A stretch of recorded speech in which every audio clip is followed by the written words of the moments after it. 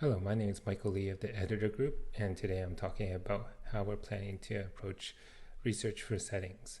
So settings at the moment in GitLab is accessible through the settings link for those who have permissions within their projects. Clicking on settings takes you to a page that looks something like this, where the settings are listed in the page, as well as having sub navigation items to get to certain areas quicker. Other teams have started experimenting with the idea of introducing settings in features. So these are links within the feature areas, and clicking on these would open up a page of settings so that it's closer to where the users are when they're interacting with the content to change the settings.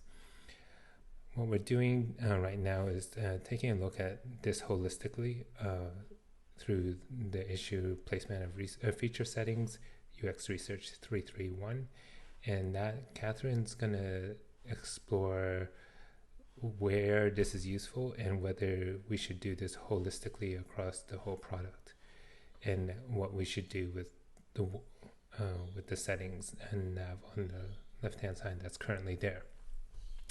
While that's happening,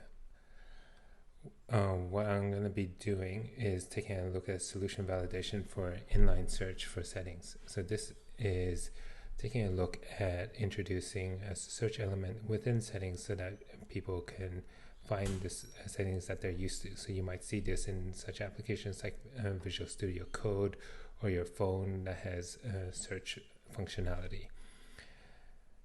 So we're going to take a look at that, but as well as that, we're going to take a look at updating some of the UI elements within settings, so standardizing on patterns and then documenting them on pajamas to address current interactions that we have, like these expand collapse things, and how that plays along with search, because at the moment none of these things are searchable when it's all collapsed. So that's what we're going to take a look at from that level. And all of this information will also provide insight to global searching of settings. So that's using search for settings from the top bar itself.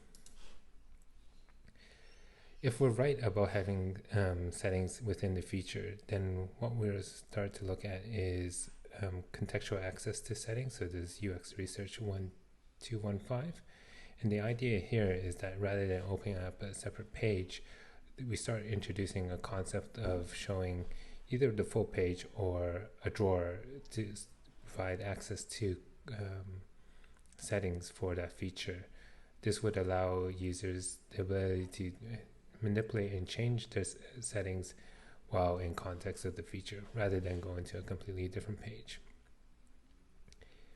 Now, if we're right about the need to having settings in feature and having a one settings area, as previously shown with inline search, then what contextual search contextual settings could look like is opening up the drawer and having a link to viewing all settings for more complex scenarios or advanced settings.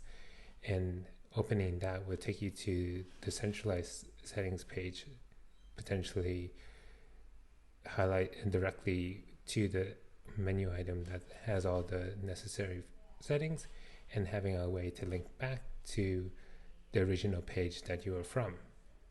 The reason we're starting off with taking a look at placement of feature settings in the inline search is that if we are confident with our solution, we could introduce a boring solution of contextual search by standardizing search patterns from the get-go of having feature settings jump you to the specific item and having a link back.